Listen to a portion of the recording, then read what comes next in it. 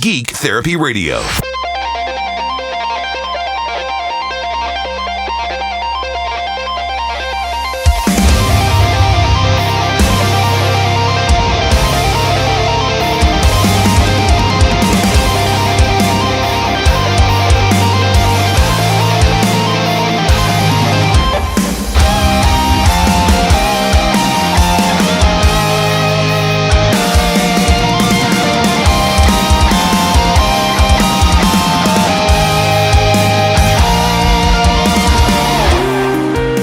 Welcome to Geek Therapy Radio. I'm your mental curator, Johnny Hemberger, and I am beaming today, ear to ear. I'm so happy, so excited. There are a few topics that I want to get to, hopefully, in this podcast version of Geek Therapy Radio, but as my regular listeners will know, I tend to wander all over the place with these podcasts, which is good.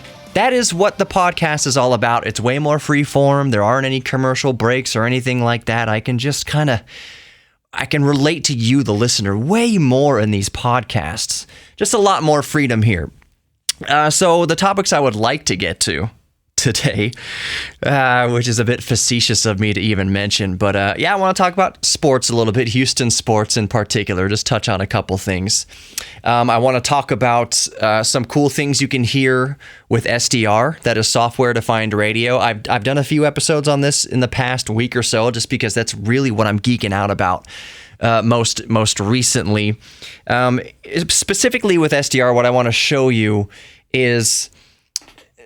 So to backtrack a little bit, one of my listeners, his name is Anderson, and he actually lives in South America. I'll say right now, I have the absolute best international listeners. You guys and gals are so freaking supportive of the show. I love it. I love hearing from you. Keep sending me your emails, geektherapy@iheartmedia.com. I always include the email link in the podcast description, but again, it's just geektherapy@iheartmedia.com. It's also Geek Therapy Radio on Facebook, Twitter, Instagram, YouTube, all that good stuff. The website, geektherapyradio.com. All great ways to get in touch with me. So Anderson reached out as per my shows dealing with SDR, again, software-defined radio, and just tuning into radio frequencies in general, whether you're using SDR or a physical radio scanner, and all the crazy things that you hear when you just scan through the radio spectrum. One of the things he brought up that he mentioned were what you typically hear in the shortwave band, which is roughly anything below 30 megahertz and below 12 megahertz, 15 megahertz, 10 megahertz, 9 megahertz. That's considered shortwave. Those are radio waves that really, really carry with relatively low power from the antenna. Those waves, the shortwave radio, those frequency bands bounce in and out of the atmosphere, off the ionosphere, back down to the surface of the earth, horizon to horizon, bounce, so you can hear shortwave broadcasts all around the world. That's how shortwave works. Old radios. I've got an old radio in my house that has AM, FM, and shortwave. I am not sure off the top of my head if there are many shortwave dedicated radio stations anymore. So that is so you could hear news from London, you could hear news out of Lebanon, you could hear news out of Paris, all over the world, news out of Australia, news across Europe. I'm not sure if that's really operational nowadays, because really, let's be honest, if you want to hear international news, you can just get a podcast from the region of interest. You can even stream radio stations live from those regions. So anyways, in the shortwave bands, there's a lot of activity happening. And one of the things that Anderson mentioned was if I knew anything about what's called numbers stations.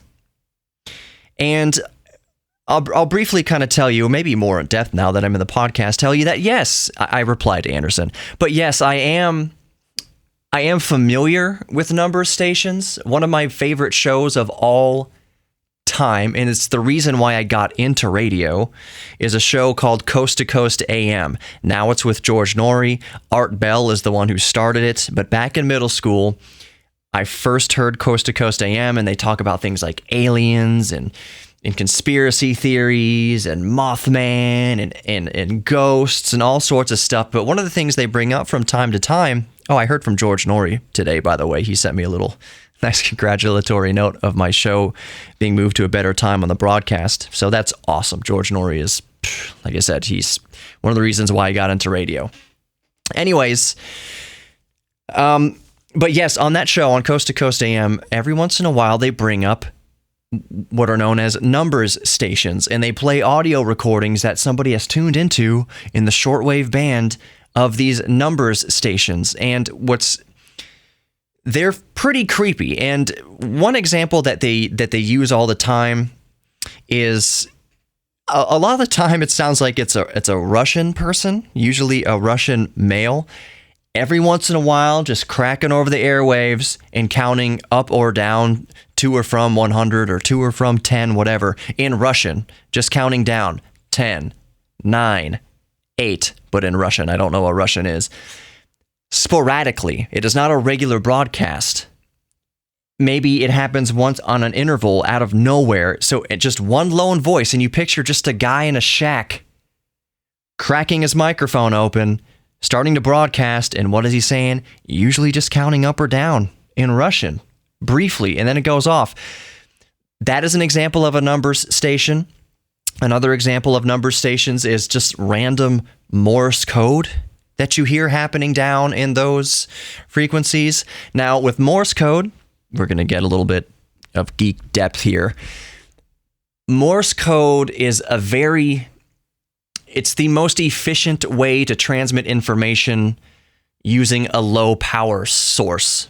Usually, Morse code is transmitted on what's called a carrier wave, which is a radio frequency set to an extremely, extremely narrow bandwidth, so that basically all the energy of that broadcast, of that transmission, goes into a very, very narrow bandwidth of radio frequency, so that very, very narrow bandwidth can carry as far as possible. So you hear the on this extremely narrow radio frequency band. That comes out of what are known as number stations as well. Another thing that you hear all across the radio spectrum in shortwave, but mostly in ham radio frequencies, so radio frequencies above just arbitrarily 400 megahertz.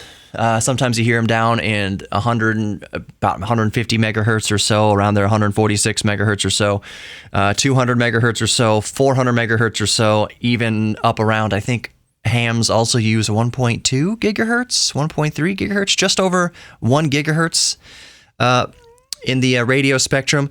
But you'll hear what sounds like, and I'll play some audio here of what it sounds like.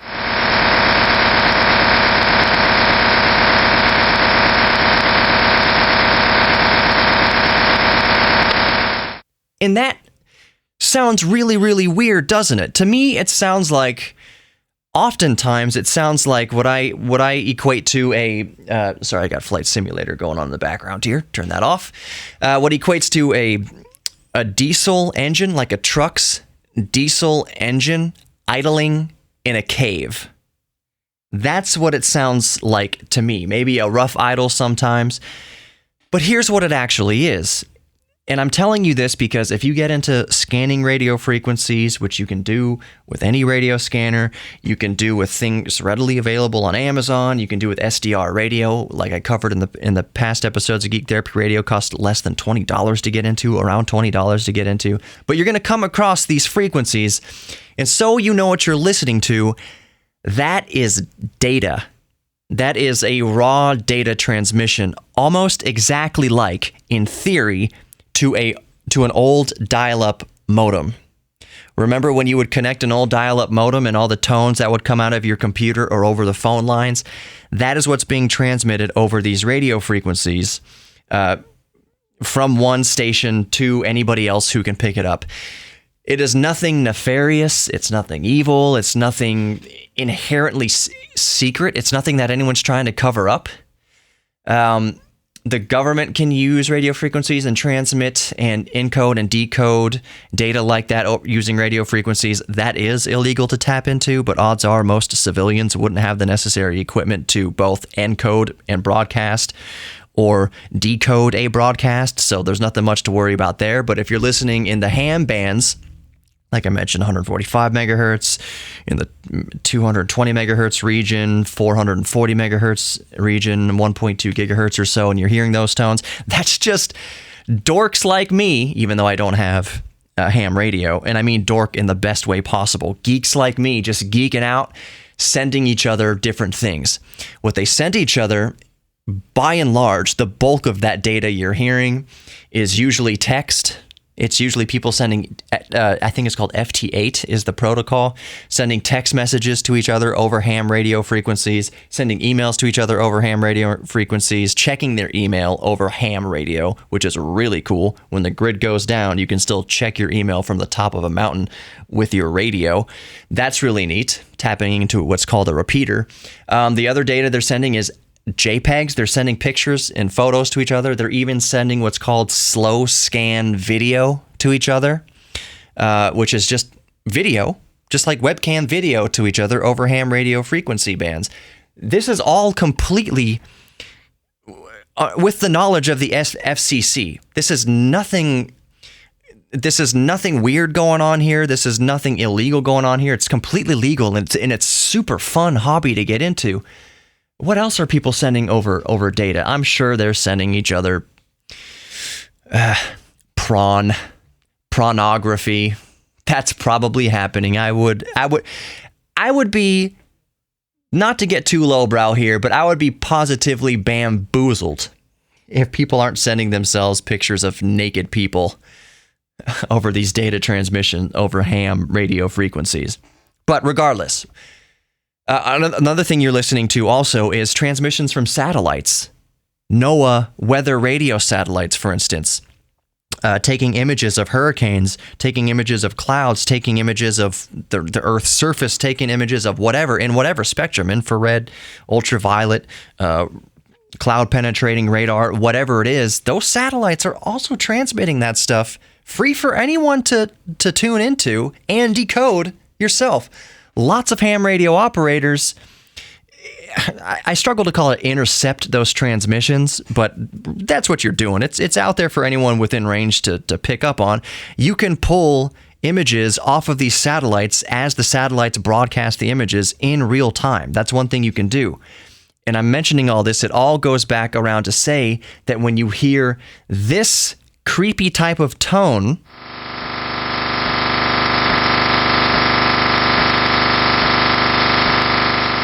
all that is data. It's harmless data that satellite operators and ham radio operators and the like are just sending back and forth. They're just geeking out. Why would they do it? Because it's fun. Because it's just fun to geek out with that kind of stuff and experiment with what you can do in these radio spectrums, radio frequencies.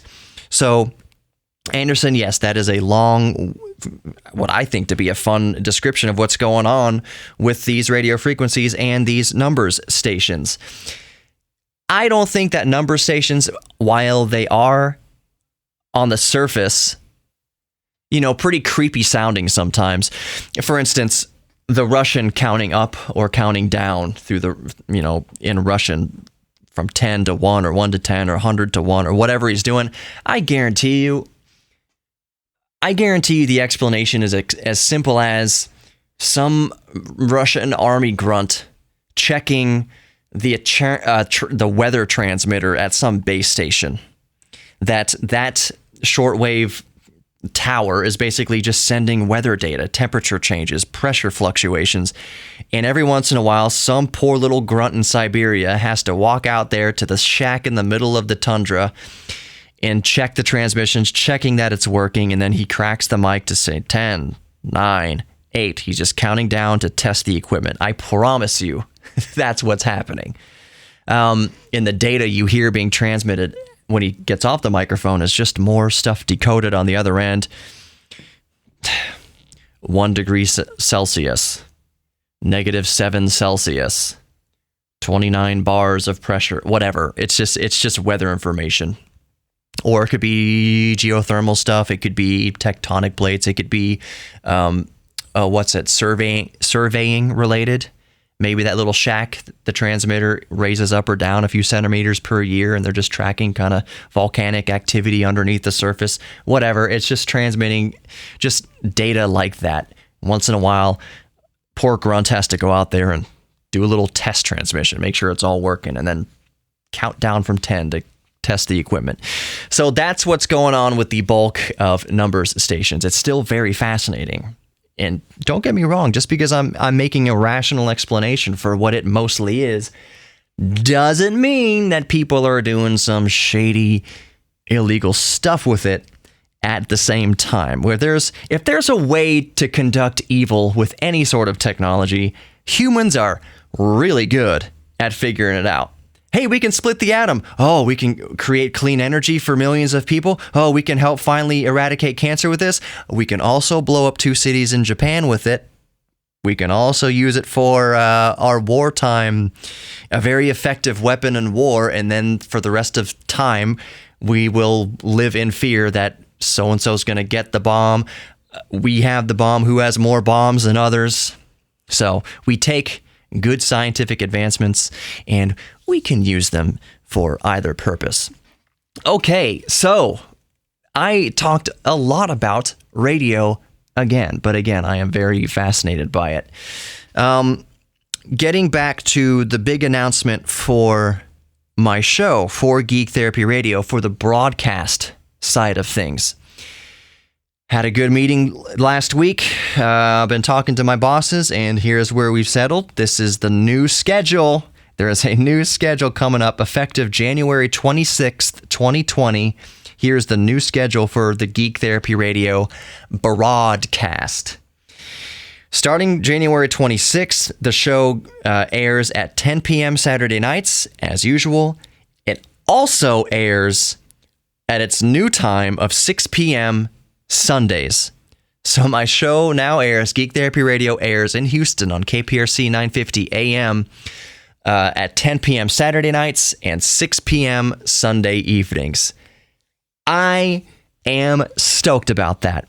As regular listeners to Geek Therapy Radio would also know, I very much enjoy and love bringing you all behind the curtain here with me, especially in regards to what I'm doing with Geek Therapy Radio, what's going on behind the scenes, even down to sometimes the microphones I'm using, the equipment I'm using, why I didn't record a podcast yesterday, why I did record an extra podcast on today, or whatever the case is. Just whatever's going on, I like to include you all with it. So here's letting you behind the curtain with the broadcast. I don't know what I'm going to do yet with those 2 hours. So those are 2 separate hours on 2 separate days. Right now, what I think immediately going forward is I think I'm just going to have the same brand new broadcast air twice over the weekend for people to catch it on 10 p.m. Saturdays. And then if they missed it, they can still catch it again when they're driving around or doing whatever, Sunday evening during the daytime when they're awake. That's what I'm super excited about, is people being awake and being able to listen to Geek Therapy Radio. So I think for now, going forward immediately, just at least for the first week and indefinitely after, but not too long, I think I'm just going to do have the same show broadcast twice. After that, I think I'm going to transition to having the 10 p.m. Saturday night broadcast be an archive. I have 144 shows in the archive and 576 individual segments in the archive.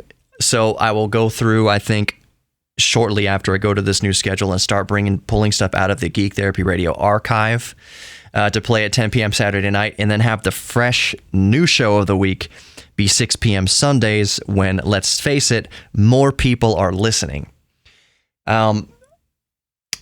Eventually what I would like to do, is have maybe transition to keep 10 p.m. an archived show or a fresh new recorded show.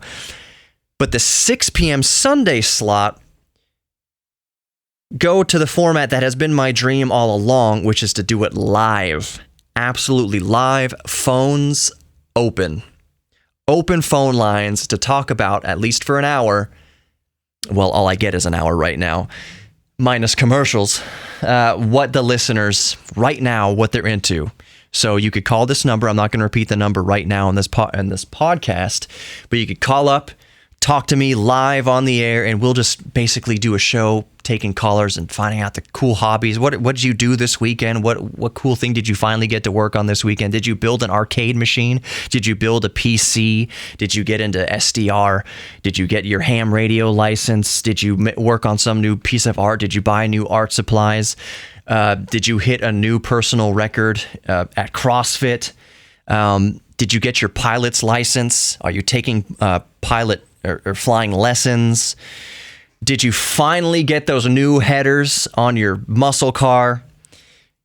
What went into that? What goes into whatever you're into, whatever the listener's into? That's been my ultimate dream. And I think having a broadcast, having a show that airs at 6 p.m. Sundays is going to be much, much more conducive to doing this live broadcast and just hearing what you're into in real time.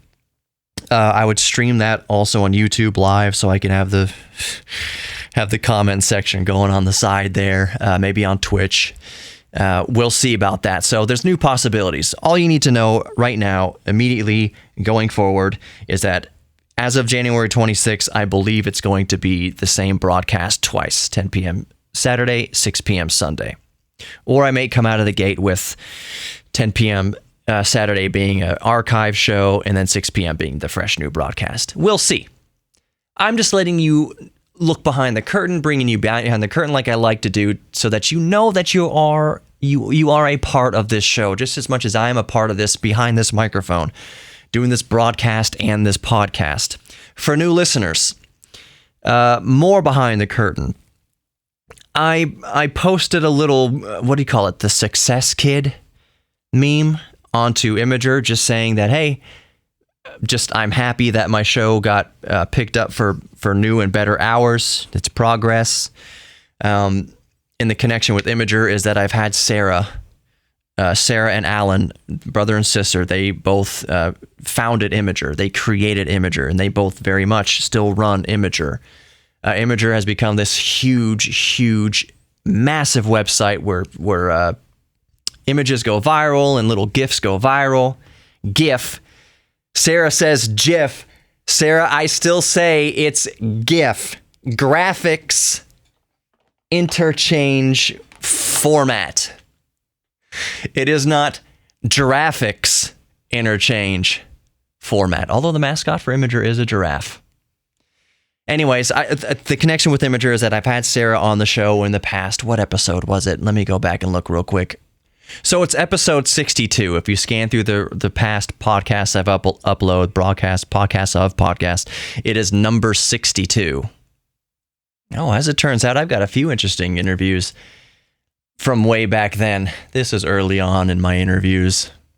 Bear with me for these interviews. But so number 67, that was when I had George Norrie on. 69 was Austin Evans. Oh, man. Artists, I had Lights, the pop artist Lights on number 72. Good stuff. So yeah, lots of cool stuff going on back there. I'll move this along a little bit.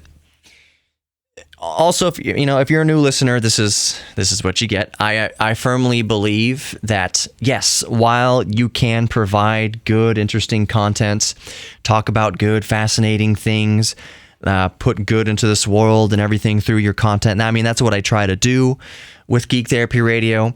I still firmly believe that no matter what kind of content you put out there, no matter how well researched, no matter how flashy and well put together it is, that at the end of the day, people only subscribe to you, follow you, subscribe to you, whatever you want to call it, for you. That is that listeners that I have to Geek Therapy Radio aren't subscribing because it's a geek podcast. It talks about a lot of different techie things and nerdy things. There's plenty of podcasts out there that do that. There's plenty of content out there that does that.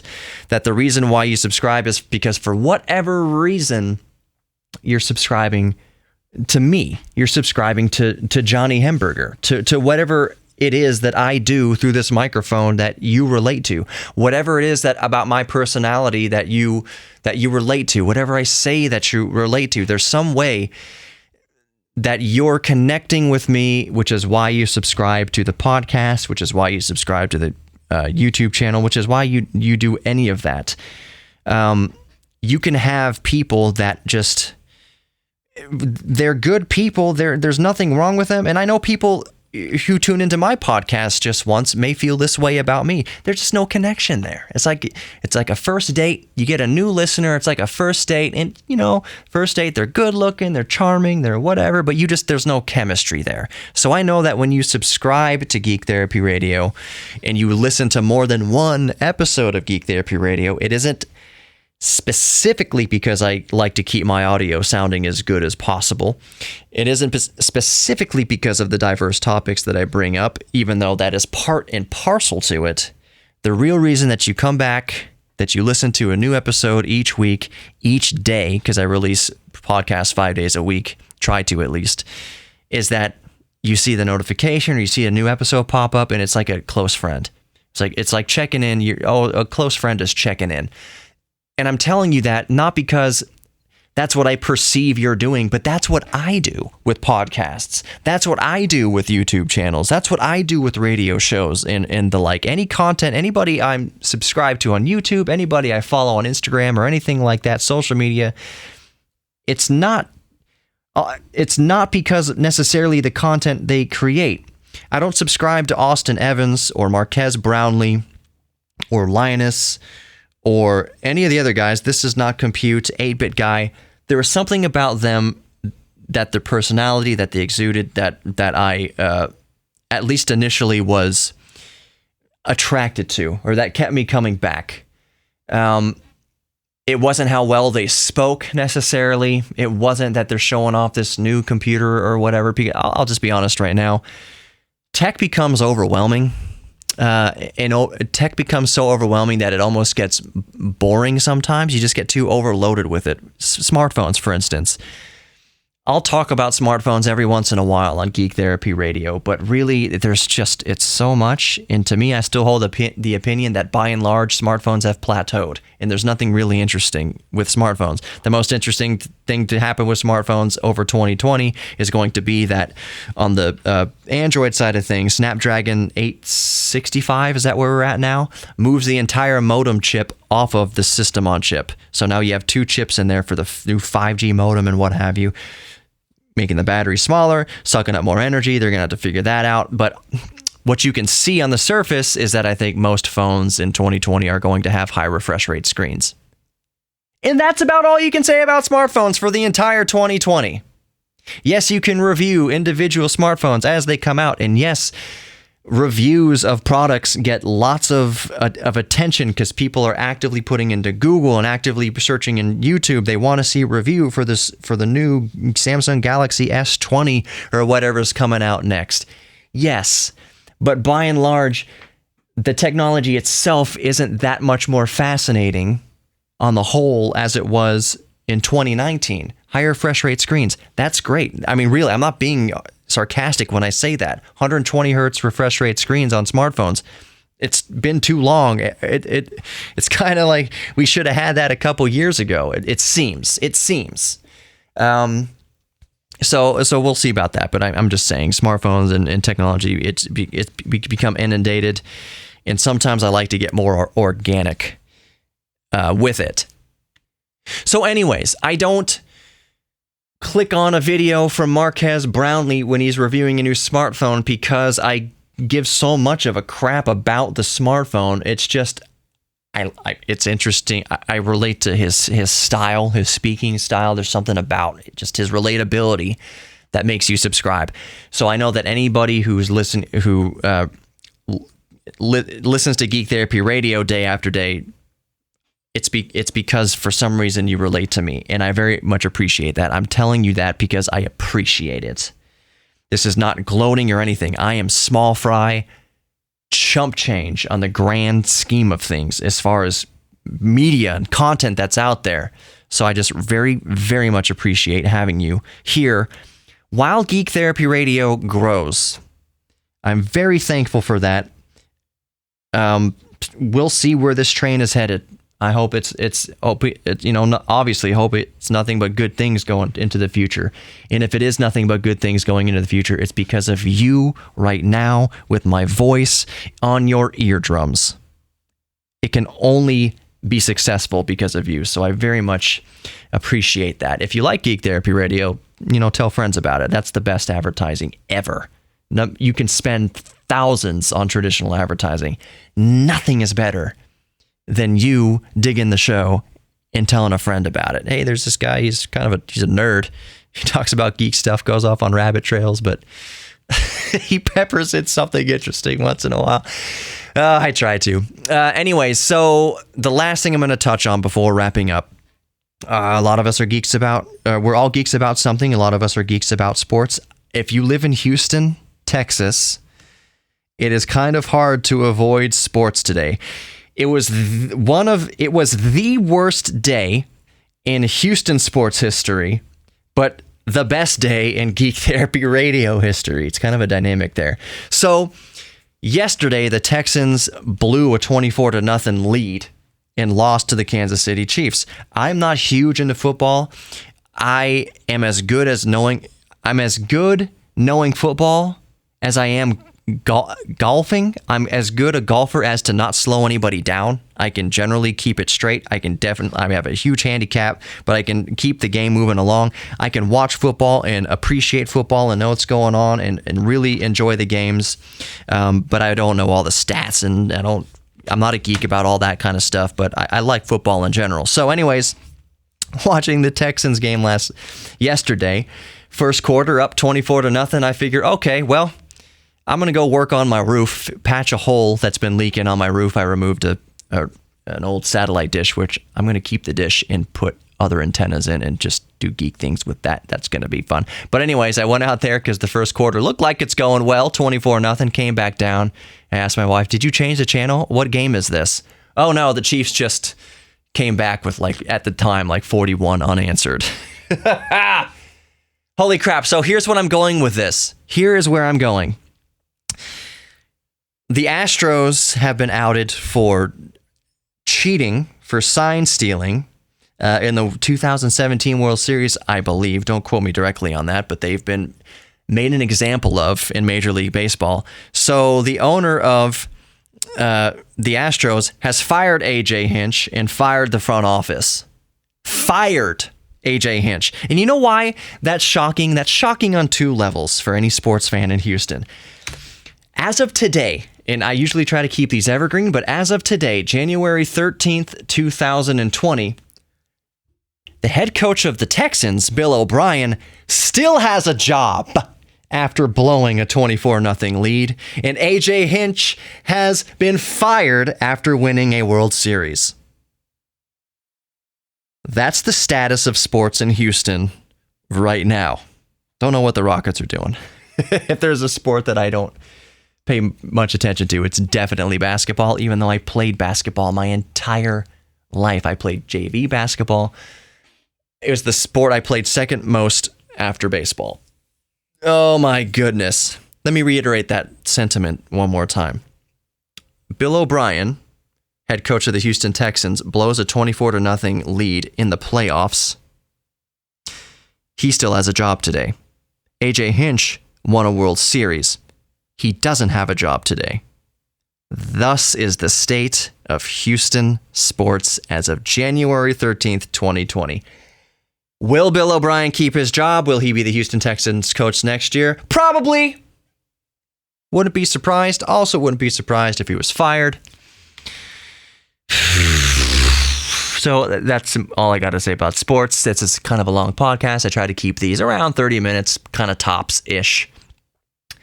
So thank you for listening to Geek Therapy Radio. I still remind myself that I need to put the inspirations I do at the end here, I'm trying to get them into the habit to shift them to the front of the broadcast and the podcast. Because if there's anything I want you to hear in these podcasts, the most important thing, no matter the geek stuff we talk about, no matter what kind of how we nerd out about biology or science or animals or machines or technology or computers or building old computers or 80s Commodore 64s and Atari STs, all of that, while fascinating and while it is the spice of life, is not important to the following.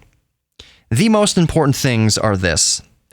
We are all geeks about something, including you, so embrace your inner geek. You listening are worthy of love. You are worthy of being loved. You are worthy of giving love. And you are worthy of your own self-respect. And I know it's easier said than done. At best, sometimes it seems that it's much easier to love someone else before you love yourself. That loving yourself is almost impossible to do for some of us. Earning your own self-respect seems almost insurmountable. But how do you eat an elephant? Not that you should be eating elephant. One bite at a time. So each day, let's just try to, since there's no magic words I can tell you that gives you self-respect, each day just chip away at that wall between you and your own self-respect. Just one chisel, even if the chisel is just your fingernail, and you're clawing for a better life, you're clawing for a better mental outlook. Just chip away at, just scratch at it day to day. Just try to work on bringing that wall down between you and your own self-respect. Before you know it, you've made a hole in the wall. You can see the other side. You realize, I don't have to climb this wall. I can just tear this wall down over time. That's the road to self-respect. And I think that geek therapy is a good way to do that.